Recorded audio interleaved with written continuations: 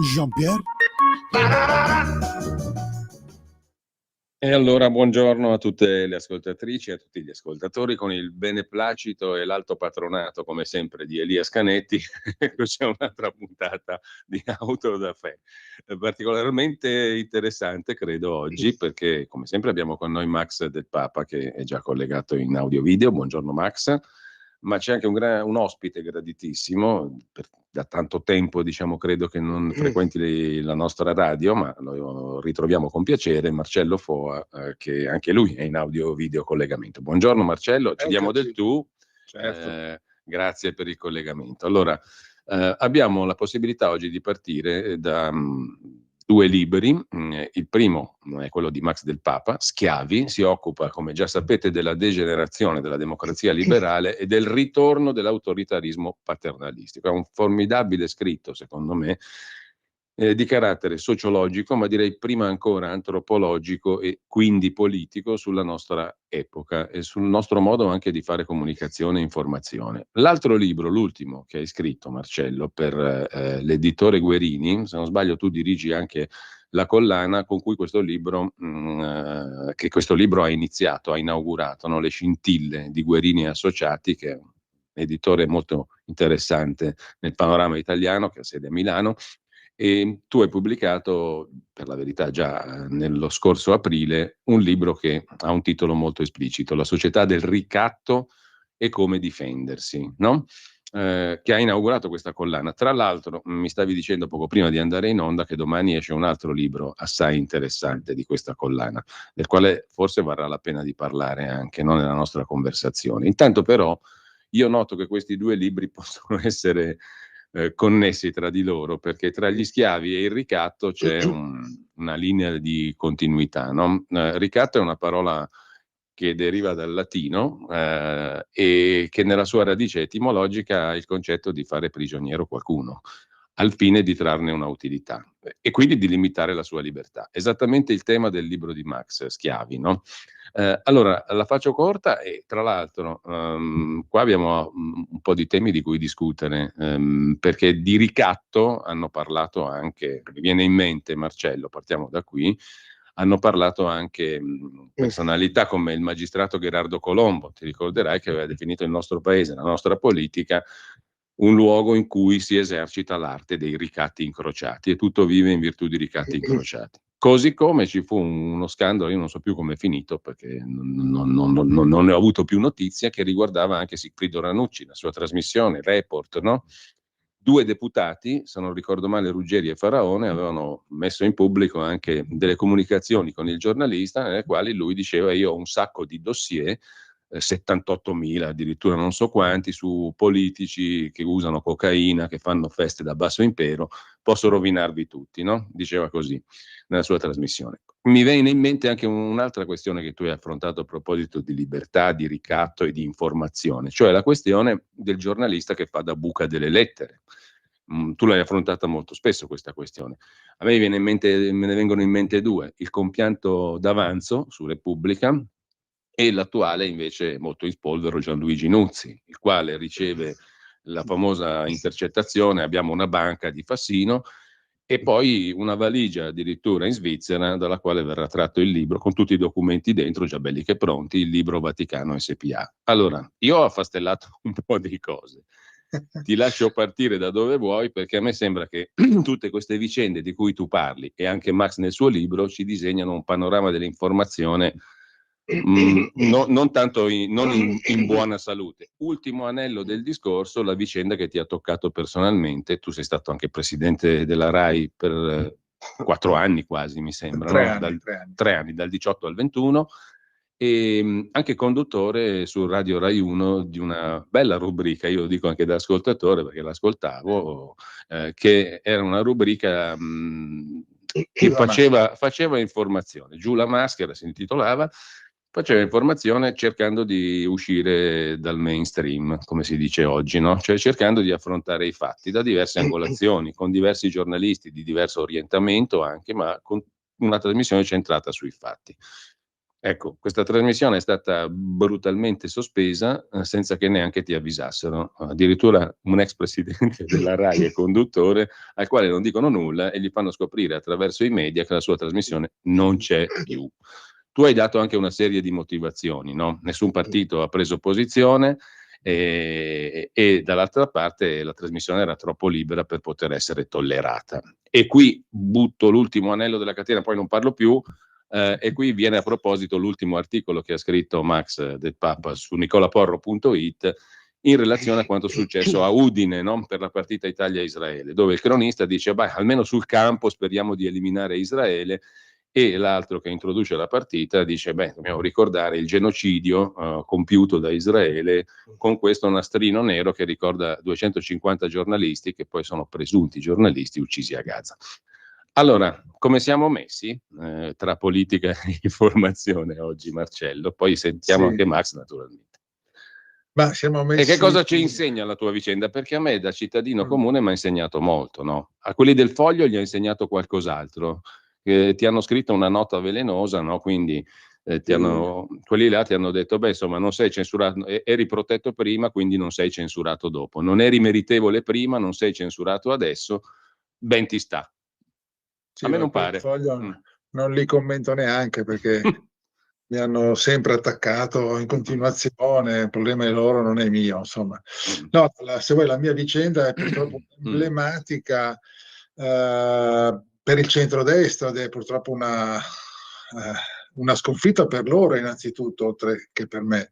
Nel senso che il centrodestra che giustamente fa questa critica correttissima, l'abbiamo fatta tu, Max del Papa, io stesso tante volte sul fatto che un monopolio culturale di sinistra, quando hai l'occasione per cambiare davvero passo, e la RAI, appunto, essendo stato presidente, so quanto è importante e quanto è difficile, anziché accentuare questa possibilità, accogliere questa possibilità, hanno compiuto un passo indietro, nel senso che mi hanno fatto fuori letteralmente senza che mi venisse data una giustificazione, senza che mi venisse neanche comunicato, perché di fatto mi hanno lasciato cadere nel vuoto, mentre altre persone, altri presidenti hanno riservato trattamenti molto molto positivi, lusinghieri, anzi in certi casi addirittura d'oro. E il punto fondamentale è che io penso che qualunque formazione politica debba anteporre ai propri interessi di partito l'interesse di quella che è la formazione di una coscienza pubblica e la possibilità di ampliare le riflessioni coinvolgendo intellettuali che sono in grado di arricchire il discorso pubblico. Invece prevale da alcuni anni in maniera sempre più marcata, ed è un problema che riguarda tutti i partiti e tutte le coalizioni, la tendenza a vedere i giornalisti come dei fedeli esecutori di una linea politica o in certi casi addirittura dei propagandisti, e questo spiega ad esempio perché anche nei talk show non c'è un vero dibattito, ma c'è possibilmente la rissa, ma poca riflessione. E tutto questo, se vuoi, si collega su quello che io definisco una degenerazione dei valori della nostra società, che appunto qui il titolo della società del ricatto, perché noi stiamo perdendo il filo conduttore. Cioè c'è un virus che non è più il Covid, scusa, ma il ricatto che si è infiltrato nella nostra società e che è andato a colpire la politica, tu l'hai ricordato, la politica internazionale, ma attenzione, molto anche l'economia. E il mondo digitale in fondo si basa molto sui ricatti. Quella storia dei dossier a Milano, no? Di Paragon da una parte, il dossieraggio lo testimonia chiaramente. Testimonia, certo.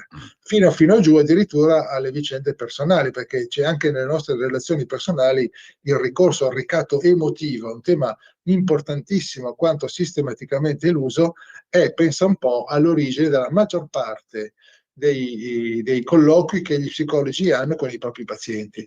Allora, io ho sentito la necessità, essendo un ardente democratico, di dire attenzione, qui se non cominciamo a parlare, a focalizzare di questo problema, il virus del ricatto continuerà a diffondersi e già le nostre traballanti istituzioni a un certo punto rischiano di essere completamente tarlate, dunque a un certo punto sbriciolarsi, e a quel momento tutti si chiederanno ma com'è possibile che non è più come un tempo? E guarda che i risultati della partecipazione elettorale. A me fa ridere quando vedo la sinistra che esulta, abbiamo stravinto in Toscana, una settimana prima era il centrodestra, abbiamo stravinto in Calabria piuttosto che nelle Marche, però il dato che esce da queste elezioni è che in Calabria la partecipazione è stata del 43%, in Toscana del 47%, nelle Marche il 50%, tutte in calo tra il 10 e il 15%. Cosa vuol dire? Vuol dire che elettori di destra e di sinistra non credono più alla politica. Questo dovrebbe essere oggi al centro della riflessione pubblica. E invece cosa succede? Che abbiamo visto nella rassegna stampa di martedì, grandi titoli sulle pagine interne sulla vittoria del centro-sinistra, la Schlein più forte, Conte più debole, la Lega scende, Fratelli d'Italia sale, eccetera. Però il nocciolo della questione è, attenzione cari politici, se continuate in questo passo vi voteranno elettori tanti quanti gli abitanti di un condominio, e questo dovrebbe preoccuparci tutti.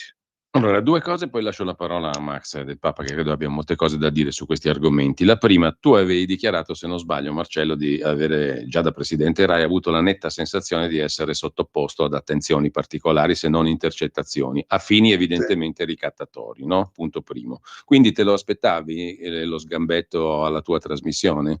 L'ostilità la percepivi già, punto primo. Secondo, l'aspetto politico che tu hai accennato prima. Tu hai detto il centrodestra, se non sbaglio, in un'altra occasione, in un'altra chiacchierata, il centrodestra sta commettendo l'errore che hanno fatto Renzi e i 5 Stelle, cioè appunto quello di utilizzare la RAI come uno strumento di consenso che poi in realtà non è neanche produttivo, perché quel consenso non te lo produce l'occupazione militare e partigiana dell'informazione pubblica, no? Quindi non ha imparato niente il centrodestra dalle precedenti esperienze, anche recenti. Allora, la prima domanda ti dico, no, non mi aspettavo che questa governance della RAI mi facesse fuori, anche perché io conosco quasi tutti i vertici, per cui è stato un po' un fulmine a ciel sereno, i cui segnali sono manifestati a luglio, poi la mancanza di coraggio di dirmi apertamente no, non si fa. Il ricatto, sì, io a un certo punto lo racconto anche nel libro, ho avuto la netta sensazione, ma in realtà è una certezza, che fossi attenzionato non solo al telefono, bensì anche negli ambienti che frequentavo. E mi sono chiesto perché vogliono sapere, perché mi vogliono intercettare. Prima pensavo vorranno sapere cosa penso di Salvini, Conte, piuttosto che eccetera eccetera, e poi mi sono reso conto che non era questo. Loro cercavano elementi della mia vita personale che potessero essere usati contro di me per farmi fuori, perché nei 3 anni di presidenza RAI io sono stato oggetto all'inizio di una campagna violentissima, sì, ricorderete, ma sì, anche sì, nei 3 anni a basso regime, tra l'altro molto tramite il Foglio, questo fogliaccio, permettetemi di definirlo, con degli articoli costantemente diffamatori. Allora, poi alla fine, siccome è una vita che non ha segreti, nel senso che non ho amanti, non consumo droghe, non scommetto, non chiedo tangenti, non ricevo tangenti, no? Si sono molto annoiati e chiaramente non è uscito niente.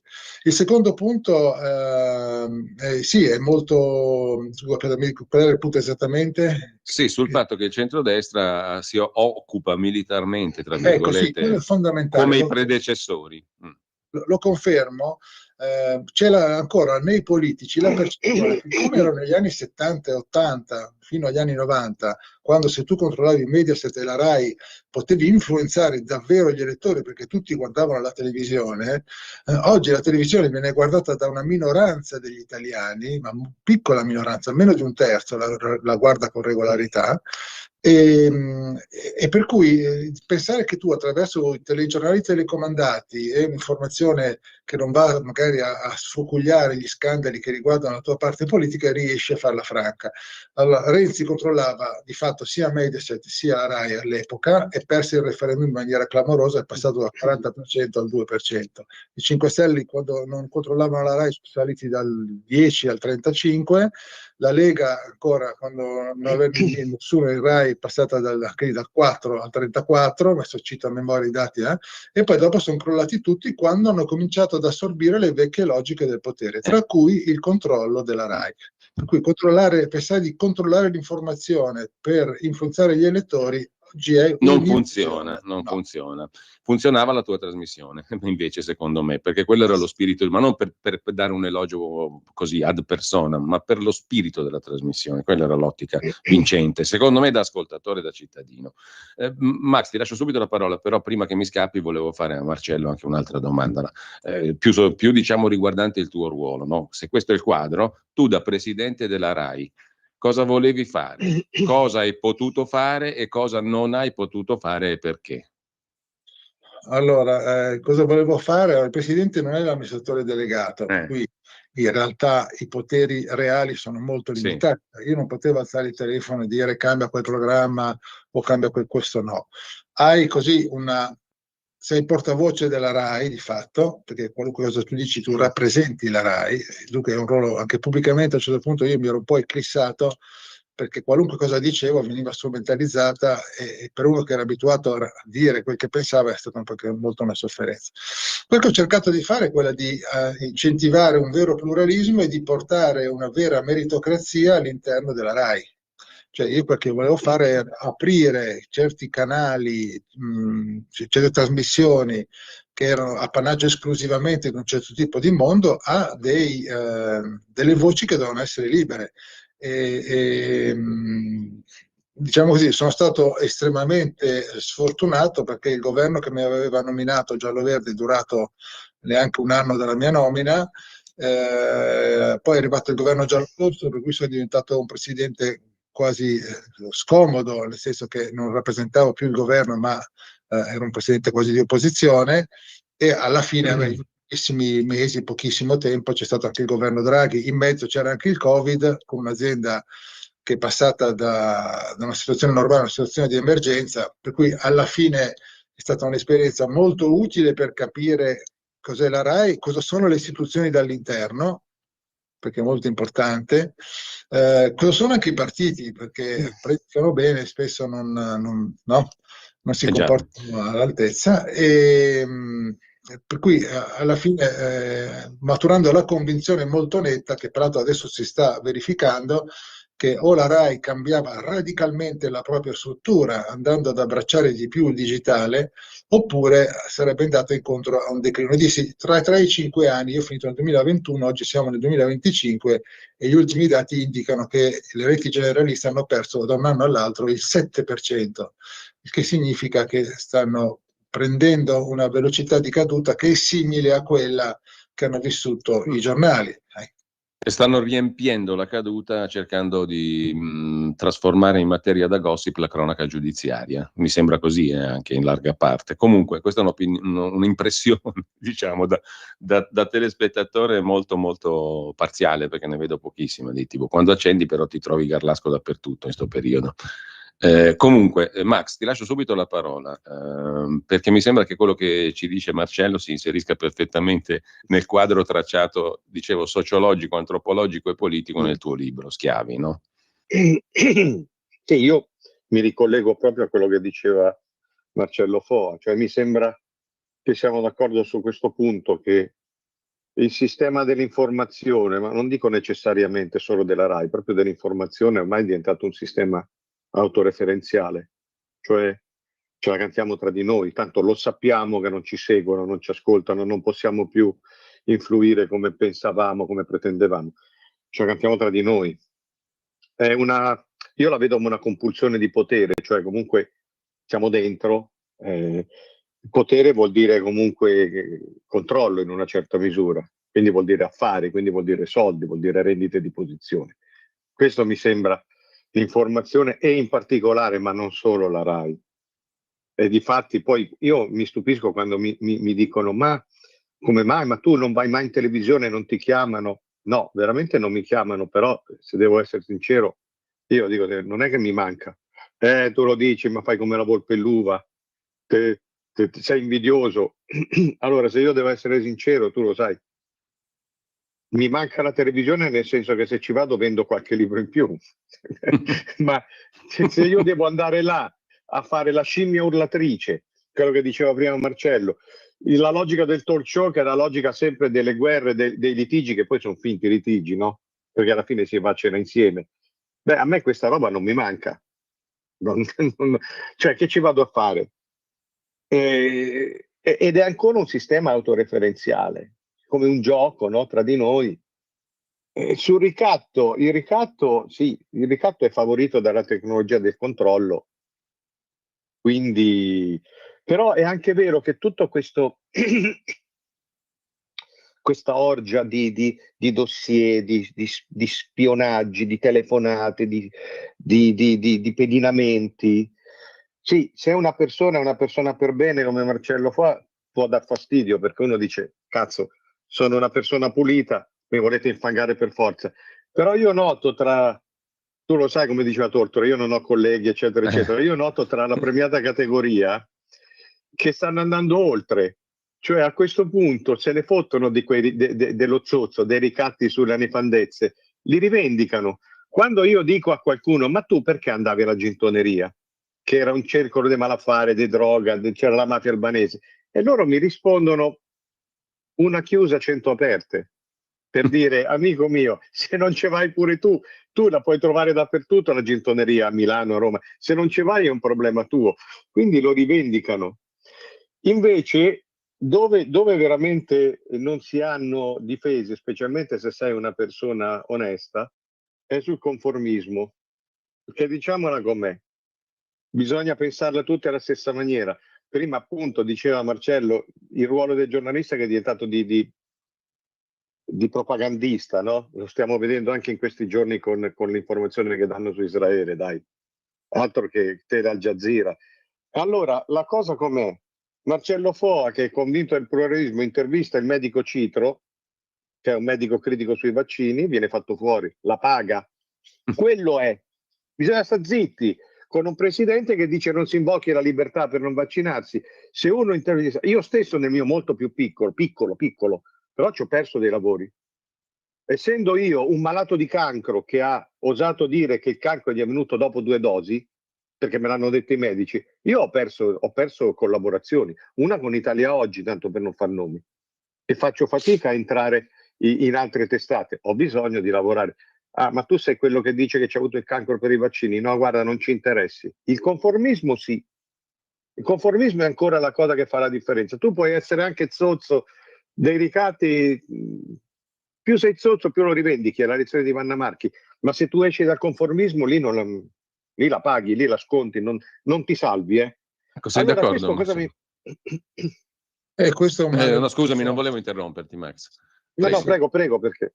No, questo quel che dice Max è assolutamente vero. C'è certe cose, se tu superi le linee rosse di quello che è il mainstream, sei automaticamente schedato come Novax, putiniano, complottista, di tutto, e dunque diventi un intoccabile, diventi proprio un intoccabile non nel senso un paria. Ecco.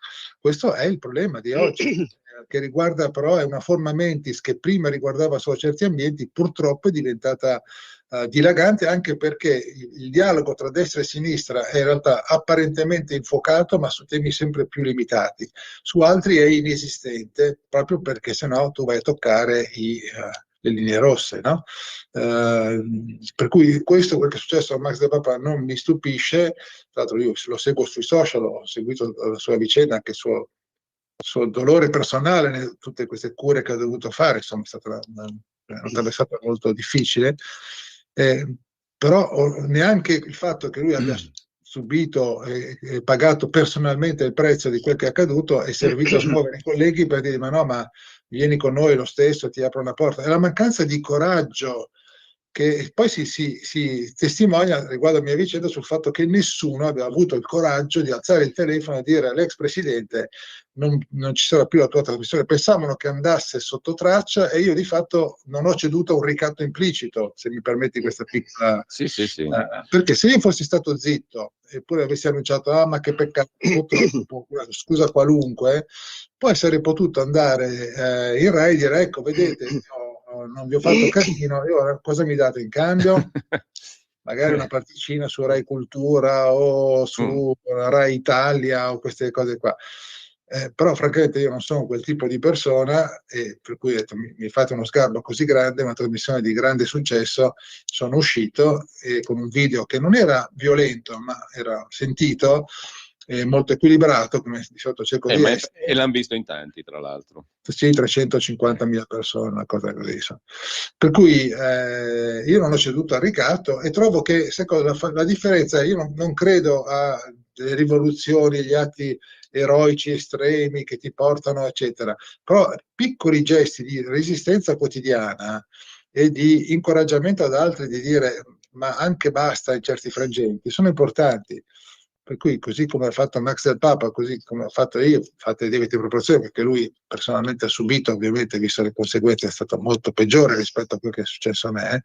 Però sono importanti per dire, attenzione, bisogna comunque a un certo punto ribellarsi, e sono convinto che più queste voci aumentano e più la possibilità di ripristinare regole del gioco più eque, corrette, umane, aumenteranno. Allora, ti dobbiamo salutare tra pochi minuti, no, Marcello? Però io voglio dire due cose. In relazione a quello di cui hai appena parlato tu e ha parlato Max, cioè la corretta informazione anche sulla vicenda Covid e vaccini, io credo che commissioni di inchiesta parlamentari a parte, che serviranno a ben poco, presumo, ci sia una grossa colpa da parte della nostra categoria, di tutti noi giornalisti. Noi ai cittadini non gli abbiamo raccontato la verità. Se vogliamo, non ci hanno messo nelle condizioni di poterlo fare.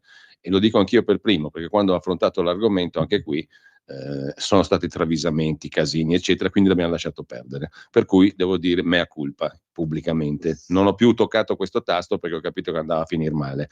Però andava a finire male per i cittadini, per i quali non c'è stata un'informazione giusta, corretta, equilibrata. E a questo proposito voglio anche chiudere ricordando una cosa importante, perché tu dirigi la collana Scintille per Guerini e Associati, e domani, mi sembra, proprio domani, esce un libro molto interessante scritto da un ex lobbista europeo che è stato protagonista del procedimento penale contro la Presidente della Commissione europea Ursula von der Leyen per la vicenda della corruzione, dell'accusa di corruzione, abuso di potere e distruzione di documenti proprio contro la Presidente della Commissione von der Leyen, legata alla vicenda della trattativa segreta con i famosi SMS scomparsi, esatto, tra lei e l'amministratore delegato della Pfizer, Albert Bourla, no? Per contratti miliardari, decine di miliardi di euro, e anche qui c'è in gioco il diritto alla conoscenza e alla trasparenza. No? Il libro esce domani, magari due parole è opportuno spenderle. Guarda,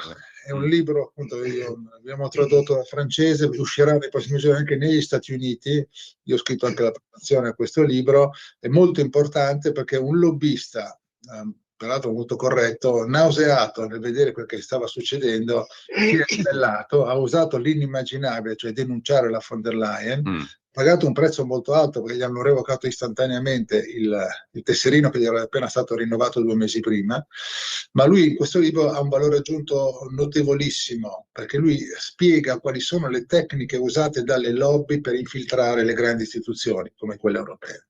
E poi, a proposito di informazione, evidenzia come anche in Europa l'informazione non abbia fatto il suo dovere e come ci siano state delle manipolazioni. Ad esempio, lo slogan, cosa che pochi sanno, la scienza vincerà, no? Ho fiducia nella scienza, in inglese the science will win, pensate un po', è stato uno slogan ideato dalla Hill & Knowlton, che è questa società inglese che peraltro tra i suoi record aveva quello di aver inventato ai tempi di Saddam Hussein la finta notizia dei neonati lasciati morire per terra dai soldati di Saddam Hussein e altre cose di questo genere, per la Pfizer, e poi è stato adottato dalla Commissione europea.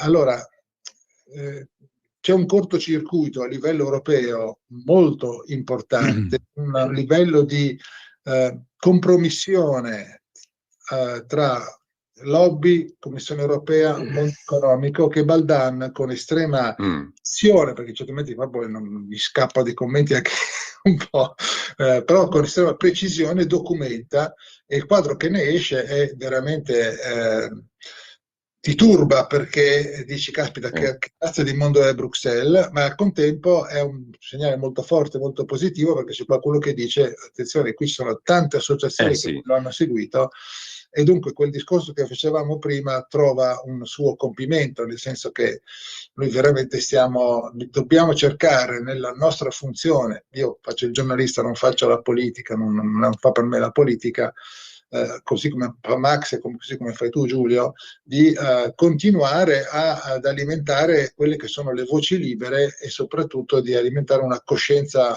pubblica che sia autentica, vibrante e soprattutto disinteressata, perché non ci deve essere alcun tipo di interesse recondito. Dunque anche attraverso questa collana io appunto do questo contributo a un libro molto importante, mi auguro che abbia successo. In Francia non a caso è stato anche boicottato perché è molto scomodo, però proprio perché è scomodo va letto e sostenuto. E tra l'altro, come leggo nell'introduzione sul sito dell'editore a questo libro che esce domani, lo ricordo, il titolo italiano è Ursula Gates, la von der Leyen e il potere delle lobby a Bruxelles. Frédéric Baldan, l'autore, Guerini Associati, l'editore, Scintille, la collana che tu dirigi, Marcello, no? Le domande che pone il libro sono queste, domandine diciamo di un certo peso. Chi ha guidato davvero la gestione della pandemia? È lecito farsi queste domande. Quali interessi prevalgono sui diritti fondamentali dei cittadini e come possiamo recuperare il controllo delle nostre vite?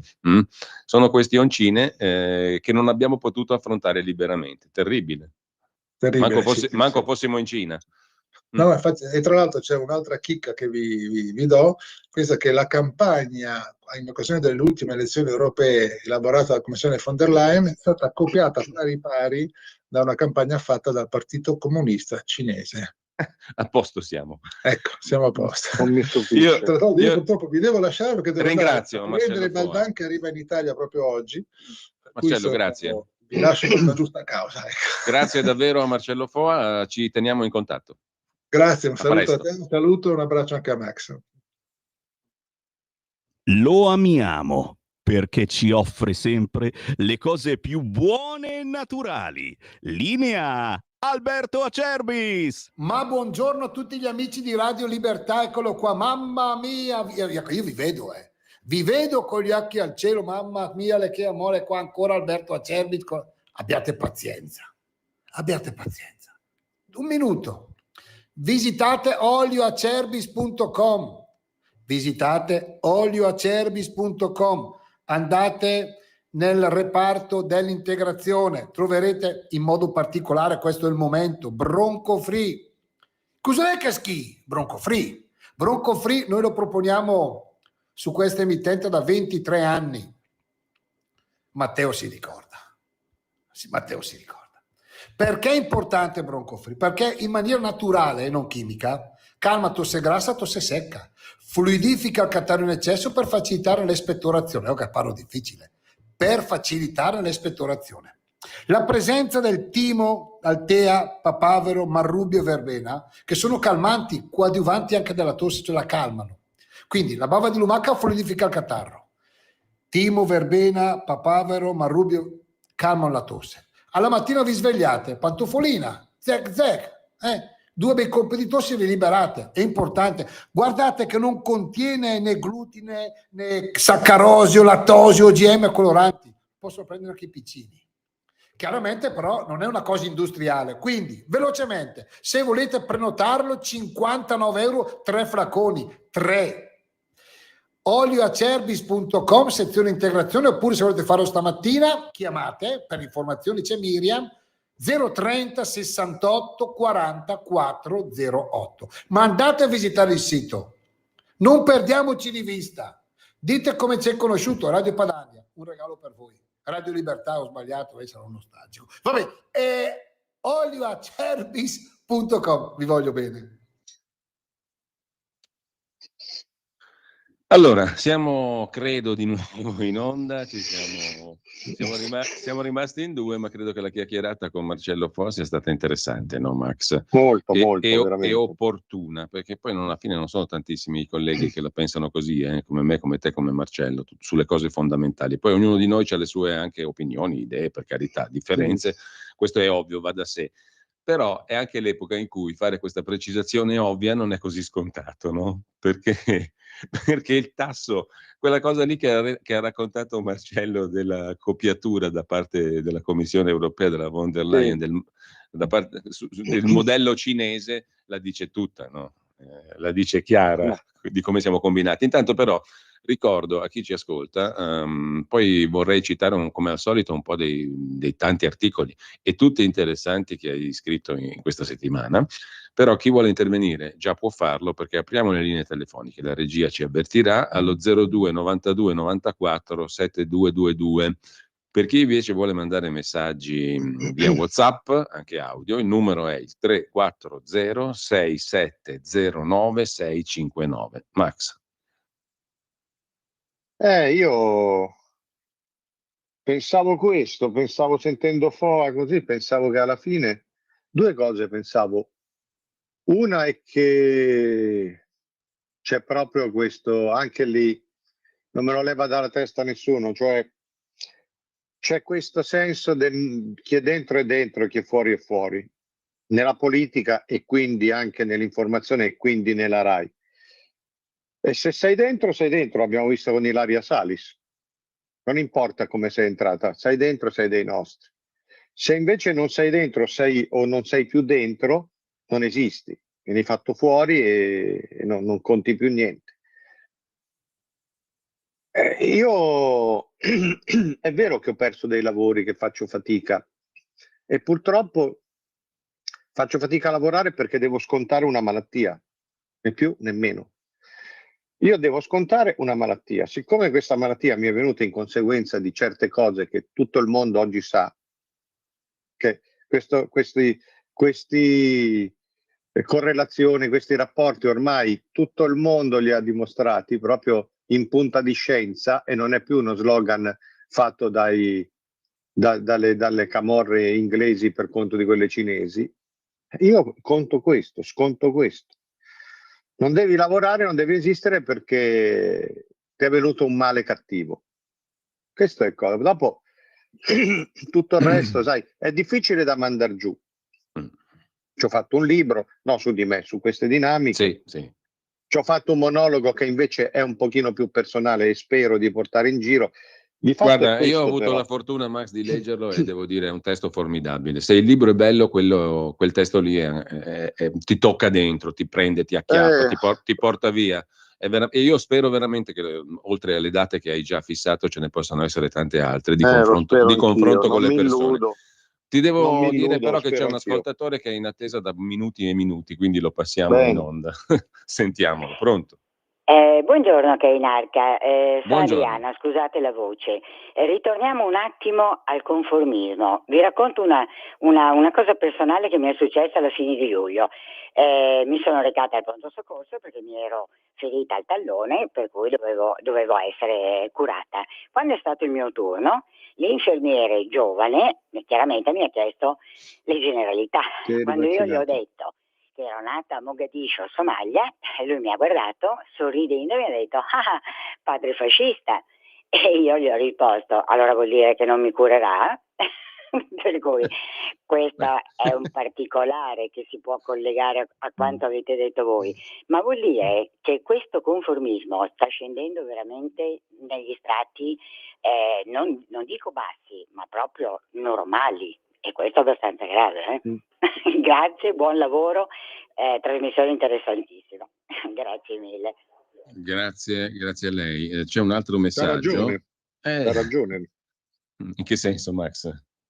No, è così, cioè che vai a curarti, ti dicono il padre era fascista, cioè il conformismo dell'idiozia, ma veramente è diventato ha scavato, c'ha ragione sta signora. Sì, ma è quello che abbiamo visto anche di cui ti sei occupato tu, no? Citavo prima il tuo articolo, quello lì della partita. Sì. Ci sono diversi messaggi, te li giro, scrive un'ascoltatrice, non seguo la RAI da anni, continuano però a derubarmi del canone, guarda che si può anche fare la rinuncia, c'è un meccanismo perfettamente lecito. Non seguo più i TG, ancor meno i dibattiti con opinionisti, disgustata da menzogne, attacchi, insulti, umiliazioni al popolo italiano. Mi informo altrove, resto disgustata da canali che comunque sono costretta a pagare identici a prima della Meloni. Uno schifo. E qui ci rifacciamo a quello che diceva anche Marcello Foa. Marcello, portacelo più spesso, scrive un altro ascoltatore. Beh, insomma, noi l'abbiamo invitato dopo tanto tempo, peccato che Foa, quando è stato in Rai, non ha combinato nulla di positivo, scrive Roberto Dacchieri, però il presidente poteva fare quello che poteva fare, ce l'ha spiegato lui, no? Poco fa. Non era l'amministratore delegato Marcello Foa, e comunque il positivo che voleva fare non gliel'hanno permesso neanche di farlo. Alla fine della fiera, scrive un altro ascoltatore, che cavolo si vota a fare? Che è un po' il quesito che ci tormenta anche a noi, a noi non ci tormenta quasi più niente, se non le cose essenziali, diciamo, tantomeno questo qui della partecipazione al voto, che anzi però è una constatazione che facciamo anche noi, no Max? Oggettivamente. L'ha fatta anche Marcello prima. Quindi perché devo votare? Io continuo a dire non voto da una vita, ma no perché non mi interessi, perché non trovo motivi, non trovo soggetti, cioè non mi va di prendermi in giro.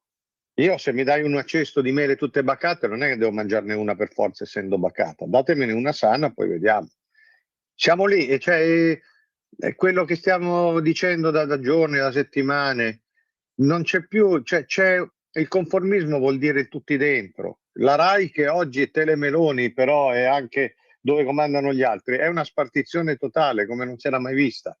La Meloni ha messo dentro i suoi, ha messo dentro, certo, tu in telegiornale parlano per mezz'ora del fatto che Trump ha detto quanto sei bella Meloni, però o lei non le basta o non ha capito che conto il fatto personale, io posso capire la debolezza della vanità, la propaganda. Poi c'è il fatto del servizio pubblico, c'è il fatto dei cittadini, lì l'informazione è molto peggiorata, perché in questi giorni sulla tregua di è andata più, cioè più oggettiva. Tutto schierato a favore di Hamas, non dico la Palestina, dico Hamas, il popolo, i palestinesi. Hanno fatto vedere una madre perché con la bambina appena nata ci hanno dato casa, ci hanno buttato giù tutto, ma io sono contenta, la bambina è pregata. Sì, però anche dire che queste donne palestinesi, il popolo palestinese è il popolo di Hamas, caccia non caccia, anche dire che queste qua fanno 6, 7, 10 figli con l'intento dichiarato di essere dei martiri.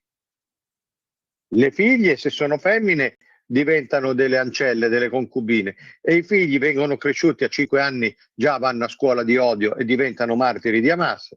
Questo non si dice, però. Si fanno i nastrini neri per i 250 giornalisti che erano propagandisti di Hamas per la più parte. Che è sta roba? E è stato veramente una cosa. Poi dopo c'è quella che ha detto che il 7 ottobre non era mai successo, non era successo niente. Poi dopo c'è quell'altro che dice eliminare Israele almeno dal campo di calcio. Non mi puoi dire che sei stato frainteso, figlio mio. No, questo qui ha detto che lui si riferiva solo alla partita, non al campo. No, un momento, io cose. sono andato a vedere, andate a vedere come ho fatto io sui social di questo signore qua. Questo viene dal comunismo toscano, fiorentino, fucecchiese, è una roba proprio esagerata. Quindi tu vai a raffrontare tutto quello che scrive, che dice sui social, poi ti accorgi quale campo di calcio. E se fosse solo per il campo di calcio ti scusi e te ne vai. Ma non possiamo essere sempre presi per il culo. La verità è che in Rai, come in politica, c'è una spartizione. La Meloni ha messo dentro i suoi, non ha tolto quegli altri, e c'è un comandare diffuso dove comanda ancora la sinistra, e questi di destra abbozzano, gli va bene essere entrati per quello che durano, gli va bene essere lì perché essere dentro vuol dire fare soldi, vuol dire fare affari, è tutto lì. Allora la gente che magari non mette a fuoco però se ne accorge, no? Dice io che voto a fa? E infatti 1 su 2 non vota più. Allora, abbiamo un audio messaggio, se non ho capito male. Lo mandiamo in onda, lo sentiamo. Buongiorno Giulio, buongiorno Max, sono Walter. Volevo dire che quello che ha detto la nostra amica è perfettamente vero. Infatti io, se ho un'interazione con qualcuno e capisco o mi dice che è comunista, io cancello subito non solo la faccia, lo cancello proprio dalla faccia della terra, non lo voglio più vedere né sentire e lo rifiuterò sempre come interlocutore. Quindi è vero, funziona. Nel mio caso è soggettivo. Bene, grazie al nostro amico Walter, l'ebreo errante, come è stato ribattezzato. Ma lo raggiungo. E allora, Mentre invece io volevo citare un altro articolo che hai scritto di recente, in questo caso ieri sul Giornale d'Italia, e che ha a che fare con una cosa che abbiamo pure sfiorato anche qui in questa rubrica l'altro giorno, ovvero con la meravigliosa nomina del ministro della Salute Schillaci, che grandissimo. ci è stato detto ha sbagliato, se non il cognome, perlomeno il nome, no? Perché ha nominato all'antidoping il fisico Giorgio Parisi invece di quello che doveva essere Di nominato. Attilio. Però secondo te, tu dici, questo non potrebbe anche non essere un errore. Ha nominato proprio il Parisi che voleva, perché il Sì, ministro sì. Schillaci è un imposto da Mattarella, è un uomo dell'ultracomunista ex ministro Speranza, e Giorgio Parisi è ultracomunista sostenitore di Speranza, dei vaccini e della Di tutte le repressione misure di vaccinale. Speranza, certo. Certo, Non ha quindi sbagliato diciamo, niente. non ha sbagliato niente, è giusta la nomina, Ah. no? Sì, in una logica spartitoria, in una logica di compromissione è giusta, non ha sbagliato niente. Cioè bisogna mettersi in testa. Capisco che non piace le anime belle, la politica, Aristotele, Platone, libertà e partecipazione, quell'altro rompicoglioni trombone di Gaber. Avevamo di quei tromboni Gaber, Faber, Battiato, ma tu te lo ricordi Battiato Grillino? Le puttanate che diceva, adesso passano tutti in fama di santi. Bisogna mettersi in testa una cosa diversa, che queste cose qua è la spartizione in tutto, nella politica sanitaria, nella politica dei partiti, nella politica che salva Ilaria Salis, nella politica che si fa in Rai. Non c'è più, sì, le epurazioni toccano i FOA, ma in linea generale andiamo d'accordo, stiamo tutti dentro. Se siamo dentro, non importa come ci siamo entrati, non importa se... Vabbè, poi la Salis fa questa cosa, muoiono 3 carabinieri fatti fuori dei fuori di testa a Verona, nel veronese, arriva la Salis e dice bisogna occupare di più, è colpa dello Stato, colpa del capitalismo, è colpa delle destre, cioè quelle che l'hanno salvata. Questa piglia 30.000 euro al mese dalla BCE capitalista, liberista dell'Unione Europea, ne abbiamo parlato fino a poco fa, e poi dopo sputa su quelli che l'hanno salvata. Tu sei dentro, e quindi se tu puoi essere della scatasuna a parole, io posso essere di quell'altra parte a parole, però stiamo dentro, stiamo in top class. Quindi il resto non ci interessa, bisogna che la gente capisca questo. Quindi lo Schillaci, che come ministro è un inetto, perché questo aveva promesso anche delle risoluzioni sulle liste d'attesa, e nell'arco di 3 anni siamo ancora peggiorati. Non ha fatto niente questo qua. Ha segato 2 medici critici e poi ha pigliato il Parisi giusto, quello che gli aveva detto Speranza. E dai, su. Allora, comunista Fuce e Chiese, questa mi piace, scrive un ascoltatore Max, Ma è così. Comunista Fuce e Chiese e ci spioso. Comunque, un'altra ascoltatrice invece si inserisce nel lungo elenco delle persone che dopo che tu hai scritto di nuovo di questioni vaccinali, come hai ricordato in un tuo pezzo, ti ha tempestato di segnalazioni, non ne hai ricevute tantissime altre, mi sembra. E questa nostra ascoltatrice ci scrive pure lei in questo senso. Caro Max, la comprendo perfettamente, anch'io con la vaccinazione Covid, le mie gambe sono peggiorate, è peggiorata la mia parestesia, prima con un bastone potevo camminare e guidare, sono andata sempre peggiorando, non sono più capace di camminare con 2 bastoni e non parliamo dei dolori notte e giorno, scusatemi del mio sfogo, sono fuori tema, mica tanto fuori tema. Però su questa questione, poi tu hai scritto un altro articolo e volevo chiederti come è andata a finire, perché tu hai fatto su X, l'ex Twitter, una domanda su un'altra morte improvvisa di una persona che molti conoscono, il meteorologo di La Sette, Paolo Sottocorona, no? Un giorno dopo è morto anche Cesare Paciotti, 10 anni di meno, Sì. 67, quest'ultimo 77 mi sembra Sottocorona. E, la tua domanda ha avuto una risposta? Di che cosa è morto Sottocorona? Io ho chiesto di che cosa è morto perché pensavo che chi fa questo mestiere, fino a qualche anno fa, io faccio questo mestiere da 35 anni, quando moriva qualcuno di conosciuto, la prima cosa era dire di che cosa era morto, ma ce lo chiediamo anche noi. Oh, sai chi è morto? È morto quello, ma di che è morto? Beh, vedi un po', da 4 anni non si può deve più fare notizia. questa domanda ovvia, no. No, di che è morto non si deve dire. È morto, prima era vivo, è morto nel conforto della improvvisamente famiglia. è morto. Sì, beh, il Corriere Adriatico, che è di qua, no? Di Cesare Paciotti, che è di Civitanova, ha detto è morto di un malore improvviso nel conforto della famiglia. Cioè, che voleva dire che si è sentito male, è morto, gli tenevano la mano. Cioè, questo l'ha fatto non so neanche se l'abbiano fatto con l'intelligenza artificiale, perché io quelli del Corriere Adriatico, vivendo qui, li conosco, quindi è possibile che l'abbiano scritto degli esseri umani, diciamo. No, però non si deve chiedere, anche Mentana, no, sono sciacalli quelli che lo chiedono, ma come sarebbe a dire? Perché No, sciacalli, faccio scusa? una domanda normalissima, che sciacalleria. Che bisogna chiederlo a è? lui. Guarda che io non ho messo in relazione con i vaccini, Io le so a tutte le persone, le gambe, le paralisi, però non stiamo parlando di questo, Io stiamo parlando del fatto che io con un cancro ho perso il lavoro perché ho avuto un cancro, punto. E poi stiamo parlando del fatto che questo può essere morto di qualunque cosa, pure di un vaso di fiori sulla testa. Io non scomodo i vaccini, ma me lo vuoi dire? Me la vuoi fare una domanda? L'ho fatta io, mi hanno detto tu devi morire. Che te devo dire? Basta, non c'è altro da dire. No, devi morire perché tu alludi. No, io non alludo a niente. Ma se muore uno, mi vuoi dire che è morto sotto una macchina, che ti via l'altro cancro, muori tu. Questo è stato il livello. Dopo tu mi chiedi perché faccio i libri che faccio. Perché che resta da dire sull'informazione, sul rapporto col pubblico? Cioè io faccio una domanda, che ti venga un altro cancro, stavolta risolutivo. Ragazzi, di che stiamo a parlare? Fatemi fare sto monologo che almeno ve lo racconto a voce, vi do anche un po' di commozione, tanto non c'è rimasto altro. Io non mi faccio più aspettative. A proposito, qual è la prima data prossima per il tuo monologo in pubblico? Vado il 25, siamo a Tolentino,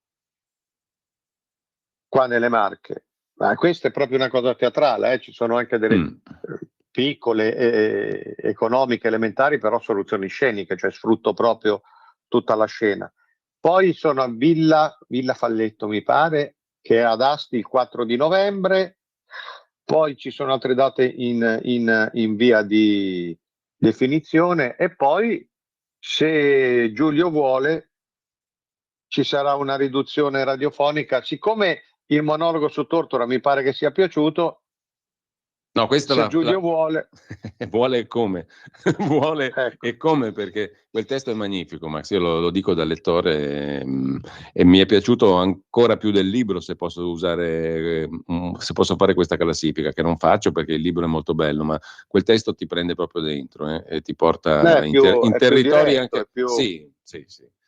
Parla veramente all'anima e anche alla testa contemporaneamente, molto ancora più del libro. Lo facciamo sicuramente. Lo portiamo verso metà novembre, insomma presto, anche in radio.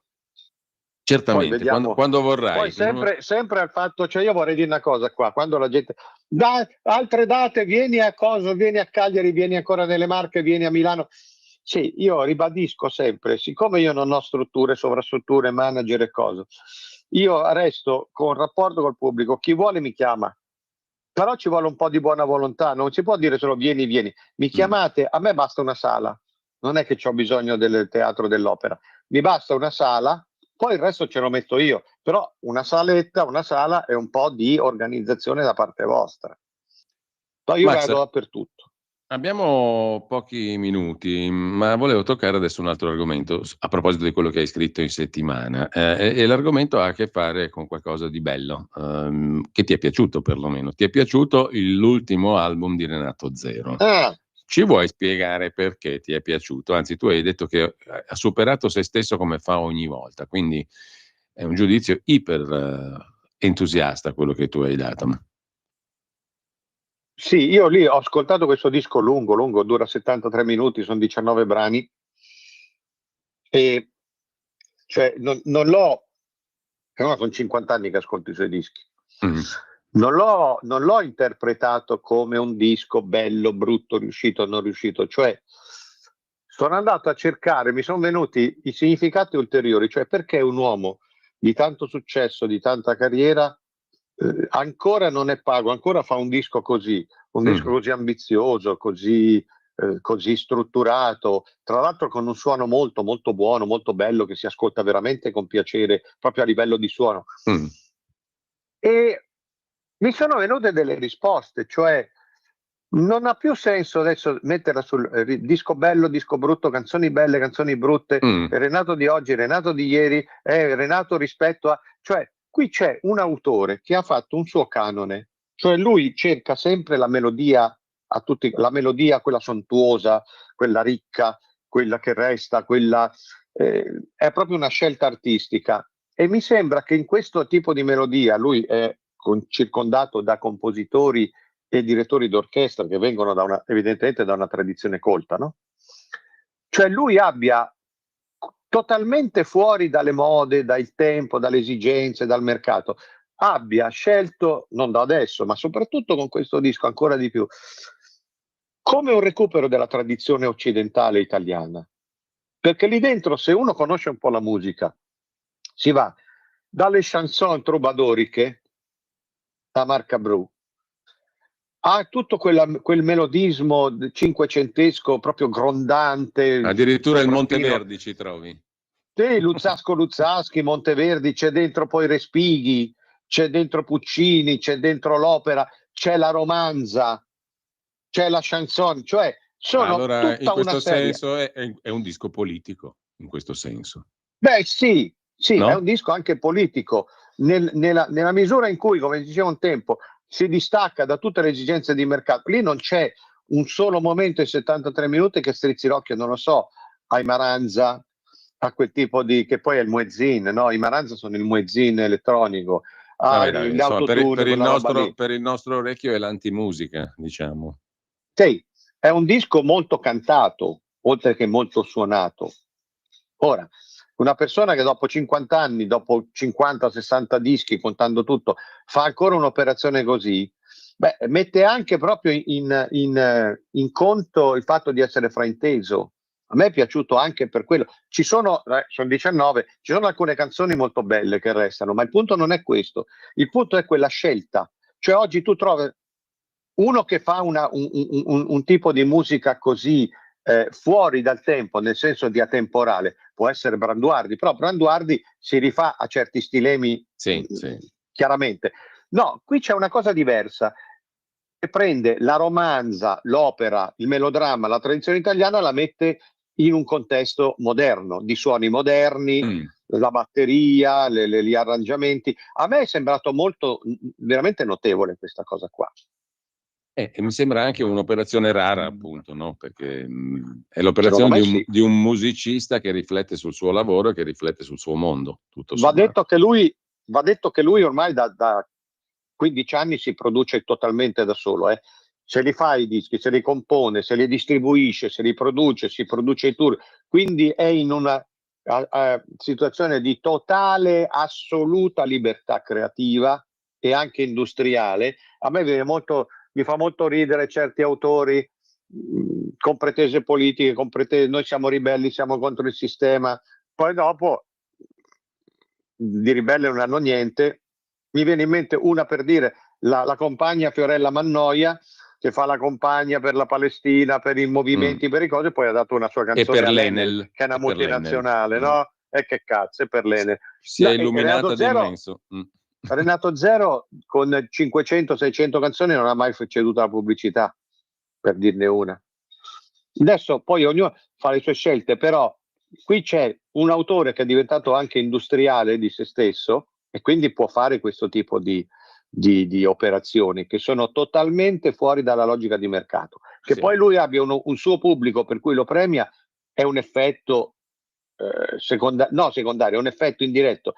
Però insomma tu fai delle musiche che sono belle ma non sono anche così fruibili, nel senso che io faccio quello che mi pare, se ti piace ti piace, se non ti piace è un problema tuo. In libertà, appunto, che è quella parolina là. Poi bisogna conoscere la musica per apprezzare dei dischi così, per trovarci dentro tutti i riferimenti magari volanti. Un pochino di storia della musica la devi conoscere, se no non lo capisci. Quindi questo è il valore aggiunto. Questo rende ancora più pregevole l'opera. Intanto, sì. Max, salutiamo anche Luciano da Moggiò che ci manda tanti applausi e 2 cuori. Grazie Luciano. E ci salutiamo qui. Non aggiungo, sì, esatto, quelli là hai scritto anche dopo mi viene così. Hai scritto anche un altro pezzo su quelli lì a proposito di musica, cuoricini, sì. Com'è finita la storia dei cuoricini in sintesi? Così ci salutiamo sul leggero. È finita che questi qua cantavano cuoricini, si odiavano, cioè erano già separati in casa, adesso si sono divisi, adesso si litigano la casa a Milano. Che cuoricini. Paricini. Vabbè. Max, io ti ringrazio come sempre. Un saluto a tutti quelli che ci hanno seguito. Ci diamo appuntamento a giovedì prossimo. Ciao.